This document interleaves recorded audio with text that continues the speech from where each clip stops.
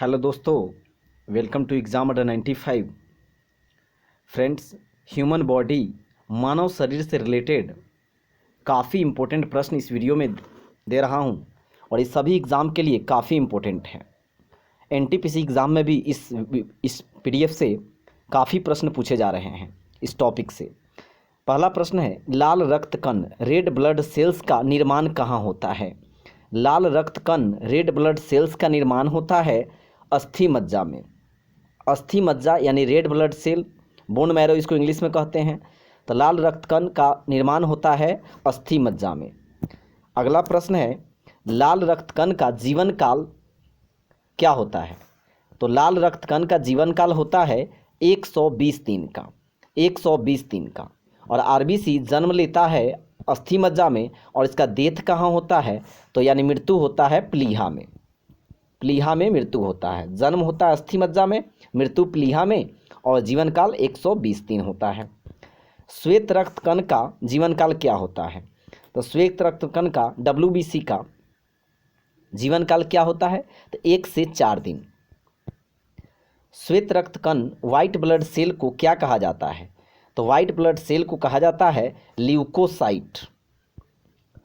लाल रक्त कण red blood cells को क्या कहा जाता है? एरिथ्रोसाइट। रेड ब्लड सेल को कहा जाता है एरिथ्रोसाइट। और हमारे बॉडी में ऑक्सीजन का परिवहन कराता है आरबीसी। शरीर का ताप नियंत्रक कौन होता है? तो हाइपोथैलेमस ग्रंथि। शरीर का ताप नियंत्रक, भूख प्यास सभी जो है हाइपोथैलेमस ग्रंथि के वजह से पता चलता है। मनुष्य का सर्वदाता रक्त समूह कौन सा है? तो सर्वदाता रक्त समूह है O। मनुष्य का सर्वग्राही रक्त समूह कौन सा है? सर्वग्राही का मतलब यूनिवर्सल रिसेप्टर कौन है? तो AB है। रक्तचाप मापने के यंत्र को क्या कहा जाता है? स्फिग्मोमैनोमीटर। रक्तचाप यानी ब्लड प्रेशर मापने के यंत्र को कहा जाता है स्फिग्मोमैनोमीटर। ब्लड बैंक किसे कहा जाता है? ब्लड बैंक स्प्लीन यानी प्लीहा को कहा जाता है। भोजन का पाचन प्रारंभ कहाँ होता है? भोजन का पाचन मुख से प्रारंभ होता है। पचे हुए भोजन का अवशोषण कहाँ होता है? पचे हुए भोजन का अवशोषण छोटी आंत में होता है। पीत स्रावित होता है यानी पीत को बाइल कहते हैं। यह स्रावित होता है कहाँ से? तो लीवर यानी यकृत से होता है। लीवर यानी यकृत से होता है। अगला प्रश्न है, विटामिन ए संचित होता है किससे? तो विटामिन ए संचित होता है कहाँ? तो यकृत यानी कि लीवर में होता है। विटामिन ए संचित होता है लीवर में। अगला प्रश्न है, मानव शरीर की सबसे बड़ी ग्रंथि का क्या नाम है?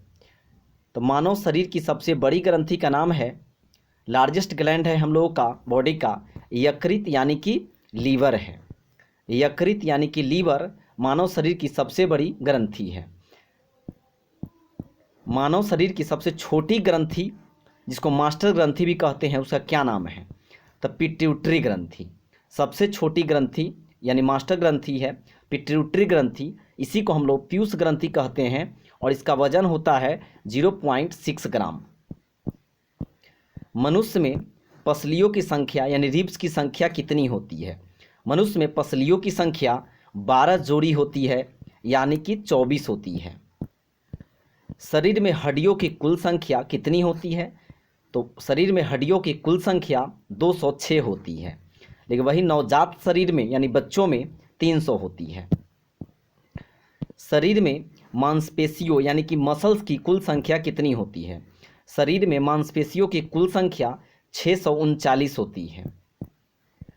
लार यानी सैलीवा में पाया जाने वाला एंजाइम कौन सा होता है? लार यानी सैलीवा में पाया जाने वाला एंजाइम टायलिन होता है। लिंग निर्धारण कहाँ से होता है? तो लिंग का निर्धारण पुरुष क्रोमोसोम से होता है, ना कि महिला के क्रोमोसोम से। लिंग निर्धारण कहाँ से होता है? तो पुरुष के क्रोमोसोम से। मनुष्य का हृदय ह्यूमन हार्ट होता है 4 कोष्ठीय, यानी ह्यूमन हार्ट में मानव का जो हृदय है उसमें 4 कोष्ठक में बॉल बटा होता है। शरीर में गुणसूत्रों की संख्या कितनी पाई जाती है? तो गुणसूत्र को इंग्लिश में क्रोमोसोम कहते हैं और क्रोमोसोम 46 होता है। लेकिन अगर आपसे ऑटोसोम पूछा जाए तो ऑटोसोम कितना हो जाएगा? तो ऑटोसोम 44 हो जाएगा। क्रोमोसोम 46 यानी 23 जोड़ा और ऑटोसोम 44। शरीर का सबसे बड़ा अंग कौन सा है? तो शरीर का सबसे बड़ा अंग त्वचा है। लेकिन शरीर का सबसे बड़ा ग्रंथि पूछेगा तब लीवर यानी यकृत हो जाएगा। ग्रंथि पूछेगा तो लीवर हो जाएगा और अगर अंग पूछता है तब त्वचा हो जाएगा। शरीर की सबसे बड़ी कोशिका का क्या नाम है? तो तंत्रिका तंत्र। तंत्रिका तंत्र सबसे बड़ी कोशिका का नाम है। शरीर में अमीनो अम्ल की संख्या कितनी है? शरीर में अमीनो अम्ल की संख्या 22 है। शरीर में प्रतिदिन मूत्र कितना बनता है? तो 1.5 लीटर यानी 1.5 लीटर मूत्र प्रतिदिन बनता है। मूत्र दुर्गंध देता है क्योंकि यूरिया के कारण। मूत्र दुर्गंध देता है क्योंकि उसमें यूरिया जो है अमोनिया में बदल जाता है। मानव मूत्र अम्लीय का पीएच मान क्या होता है? 6 होता है। मानव मूत्र अम्लीय है क्योंकि 7 से कम होता है वो अम्लीय होता है और इसका पीएच वैल्यू 6 होता है। शरीर का सामान्य तापमान कितना होता है? 98.6 डिग्री फ़ारेनहाइट या 37 डिग्री सेल्सियस या 310 केल्विन होता है। 98.6 डिग्री फ़ारेनहाइट, 37 डिग्री सेल्सियस और 310 केल्विन होता है। मानव शरीर में टिबिया नामक हड्डी पाई जाती है, पैर में पाई जाती है। मानव शरीर में टिबिया नामक हड्डी पाई जाती है पैर में। दांतों और हड्डियों की संरचना के लिए आवश्यक तत्व क्या है? कैल्शियम और फास्फोरस। दांत और हड्डी जो है कैल्शियम और फास्फोरस का बना होता है। रुधिर को थक्का जमने में यानी ब्लड क्लॉटिंग में सहायक होता है प्लेटलेट्स होता है, प्लेटलेट्स। और डेंगू बीमारी होने पर यही प्लेटलेट्स की संख्या कम हो जाती है। मस्तिष्क और सिर के अध्ययन को क्या कहते हैं? तो फ्रेनोलॉजी, फ्रेनोलॉजी। लेकिन वही अगर गुर्दा का अध्ययन पूछेगा आपसे, किडनी का, तो नेफ्रोलॉजी हो जाएगा। ध्यान दीजिएगा, किडनी और गुर्दा का पूछेगा तो नेफ्रोलॉजी और मस्तिष्क और सिर का अध्ययन पूछेगा तो फ्रेनोलॉजी हो जाएगा। श्वसन के दौरान सर्वाधिक मात्रा में ली गई गैस कौन सी होती है? श्वसन के दौरान सर्वाधिक मात्रा में ली गई गैस होती है नाइट्रोजन। जीवित जीवाश्म एबंडेंट गैस कौन होता है? जीवित जीवाश्म बोलते हैं साइकस को।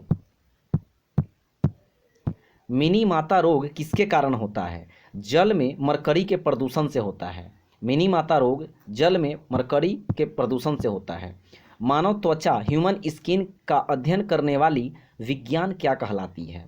मानव त्वचा का अध्ययन करने वाली विज्ञान को डर्मेटोलॉजी कहते हैं। डर्मेटोलॉजी। कीड़ों के अध्ययन करने वाली विज्ञान को क्या कहते हैं? तो एंटोमोलॉजी। एंटोमोलॉजी के तहत कीड़ा का अध्ययन करेंगे। पीत यानी किस अंग के द्वारा पैदा किया जाता है? तो पीत को पैदा किया जाता है यकृत के द्वारा। लेकिन जमा कहाँ रहेगा, स्टोर कहाँ रहेगा? तो पित्ताशय में रहेगा, पित्ताशय में। मानव शरीर में रुधिर बैंक, ब्लड बैंक का कार्य कौन करता है? तो ब्लड बैंक का कार्य करता है स्प्लीन, उसी को हिंदी में तिल्ली कहते हैं। शरीर में हीमोग्लोबिन का कार्य होता है तो ऑक्सीजन का परिवहन करना।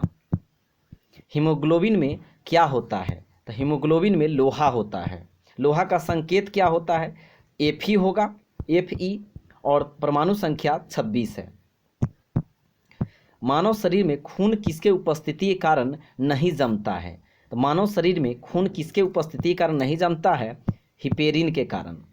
रुधिर के प्लाज्मा में किसके द्वारा एंटीबॉडी निर्मित होती है? रुधिर के प्लाज्मा में लिम्फोसाइट के द्वारा एंटीबॉडी निर्मित होती है। लाल रक्त कणिकाओं आरबीसी का शमशान कहा जाता है किसे? तो प्लीहा को। आरबीसी का शमशान कहा जाता है प्लीहा को। क्रेब्स चक्र में किसका संश्लेषण होता है? क्रेब्स चक्र में पायरुविक अम्ल का संश्लेषण होता है। मानव शरीर में यूरिया का निर्माण कहाँ होता है? तो यकृत में होता है। यूरिया का निर्माण कहाँ होता है? यकृत में। यूरिया का अगर फार्मूला पूछा जाता है तो NH2CONH2 होगा, NH2CONH2। रक्त की अशुद्धियाँ किस अंग में जाकर छनती है? तो वृक्क यानी किडनी में। श्वसन की क्रिया कहाँ संपन्न होती है? तो श्वसन की क्रिया माइटोकॉन्ड्रिया में संपन्न होती है। माइटोकॉन्ड्रिया का अन्य नाम सूत्रकणिका है। सूत्रकणिका। माइटोकॉन्ड्रिया का खोज कब हुआ था? 1886 में अल्टमैन के द्वारा किया गया था। अल्टमैन के द्वारा। और इसका नामकरण कौन किया था? तो सी बेंडा के द्वारा माइटोकॉन्ड्रिया नाम दिया गया था। और माइटोकॉन्ड्रिया को पावर हाउस ऑफ सेल, कोशिका का शक्ति गृह कहते हैं। फ्रेंड्स, यहीं पे वीडियो समाप्त होता है। प्लीज़ चैनल को सब्सक्राइब अगर नहीं किए हैं, पहली बार विजिट करके वीडियो देख रहे हैं तो प्लीज़ सब्सक्राइब कर दीजिएगा और नोटिफिकेशन बेल को प्रेस कर लीजिएगा। मिलते हैं नेक्स्ट वीडियो में।